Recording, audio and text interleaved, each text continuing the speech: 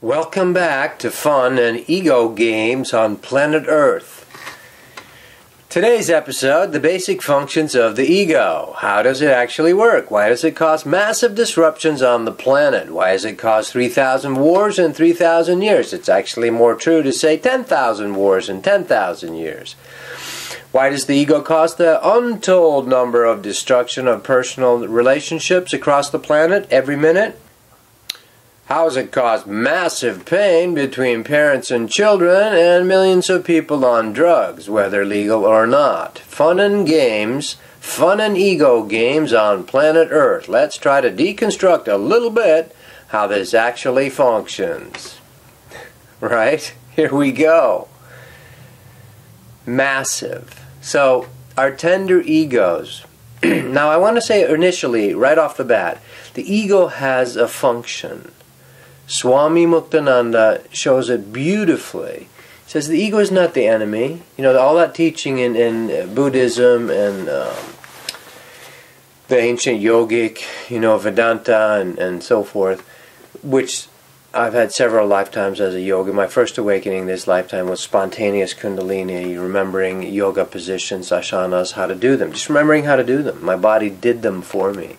So, and I still do Kriya Yoga with Yogananda's organization. Practice it practically daily, a couple of times a week, do yoga. Because it's beautiful, it's a powerful system. But that something happened in there where we said the ego is the problem. The ego is the sense of self-individuation as individuals. So it has a perfect role to play. It is only when it gets out of control, like the little evil counselor to the king, the little evil guy he's always got standing by the throne in all those movies that whispers in his ear and says, this person did this to you. When it turns into that and you let the little evil counselor run the kingdom, things go nuts, haywire. And we get what we get, which is watch the news every night. There it is. That's the ego run amok. So here, how does it work? How can we prevent or catch it in the act? Nip it in the bud. The ego, basically as within, so without. As you're vibrating as a frequency, you are a frequency of molecules, atoms, then a frequency, a basic frequency generator and receiver. You are a receiver and a sender of frequencies. Those frequencies create an exact sort of reflection from the universe. You reflect back at yourself your reality, and that is governed by your beliefs, your programming, your culture, the way you were raised, so forth, past lives, samskaras, this and that, right? Those frequencies coalesce into sort of a melded amalgam of you-ness.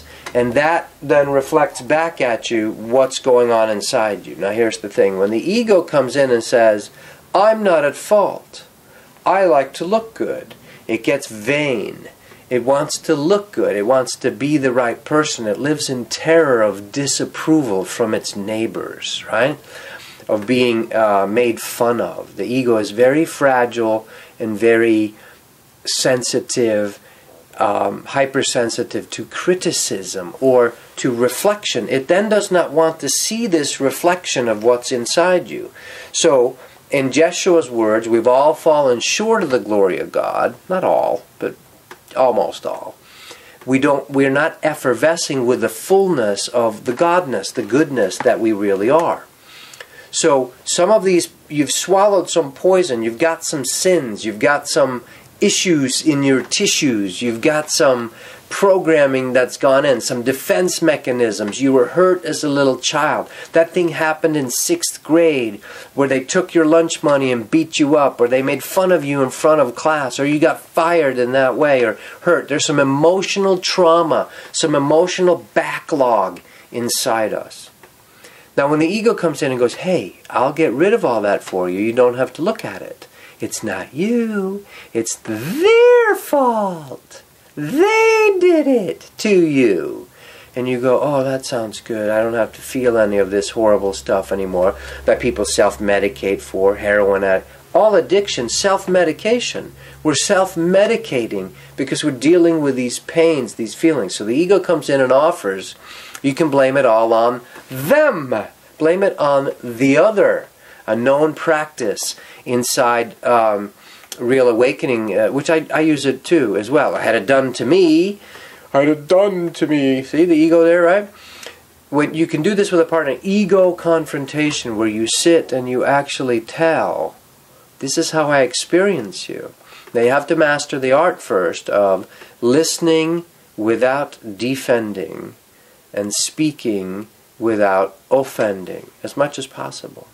So ego confrontation is a known principle that a master or two equal people going through the same awakening process can use with each other, where they reflect and say, I see this in you. I see you being snap judgments or self-righteous, or when you do this, you're an asshole. And this is ego. You can do ego confrontation. Both parties have to be willing to do it, especially the one receiving has to be willing to see, okay, let me feel. Do I have any of that inside me? Where is it? Let me find it. Like some teachers will say, ooh, once you're on the awakening path, you're excited or interested to find something inside you that still needs resolution, that needs healing. So the ego is very tender and offers this thing. It says, you can blame it on them. It's their fault. They did this to you. You're a victim, victim, victim, right? Which is prevalent all over in lots of teaching and psychology. Careful of the psychological world where it actually has huge belief systems about victims and perpetrators, okay? There's a much deeper energy game going on. Anyway, so when the ego offers you this, it says point your finger at them. If you notice, there's 3 fingers pointing back at you. First up, what I see out there is reflected in me. When I point the finger at someone else, have the courage, the spiritual courage and willingness to look at yourself. Where do I do that? First, heal the anger, rancor in your own heart, and you will then be affecting the world. You will be effervescing. Your own electromagnetic soul energy, your own pillar of fire, will do the best it can to help save the children, save the animals, save the planet, because you'll be adding beautiful energy to the earth, and that's what really feeds her. Love. More later.